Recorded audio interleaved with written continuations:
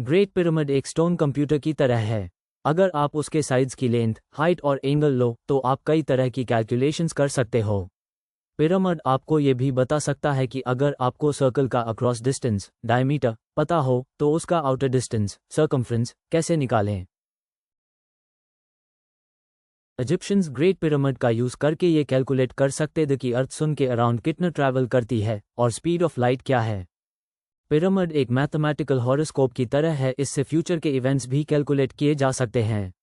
London के institute of पिरामिडोलॉजी कहता है कि पिरामिड ने जीसस के क्रूसिफिक्शन और फर्स्ट वर्ल्ड वॉर का प्रिडिक्शन पहले ही कर दिया था। ये भी कहा गया है कि दुनिया 2979 एडी में ख़त्म हो सकती है। ग्रेट पिरामिड दुनिया को ये दिखाता है कि इजिप्शियन प्रीस्ट के पास कितना नॉलेज और पावर था। उन्होंने फेरो चेप्स को ये पिरामिड बनवाने के लिए माना लिया और सारी कॉस्ट उसी से पे करवाई। जब चेप्स मर गया तो प्रीस्ट ने उसका बॉडी पिरामिड के अंदर नहीं रखना चाहा। ग्रेट पिरामिड एक ऑब्जर्वेटरी की तरह काम करता था जहां से तारे, स्टार्स की मूवमेंट देखी और रिकॉर्ड की जा सकती थी। ग्रेट पिरामिड एक जायंट कैलेंडर भी था। इजिप्शियंस इससे एक साल की लेंथ 3 डेसिमल तक एक्यूरेटली मेजर कर सकते थे। ग्रेट पिरामिड एक सनडायल भी था। उसका शेडो पेवमेंट पर गिरता था जहां डे और ओवर मार्क किए होते थे। ग्रेट पिरामिड एक लैंडमार्क था। पुराने ज़माने के मैप्स पिरामिड को स्टार्टिंग पॉइंट मानकर बनाए जाते थे, जैसे आज ग्रीनविच मेरिडियन को माना जाता है।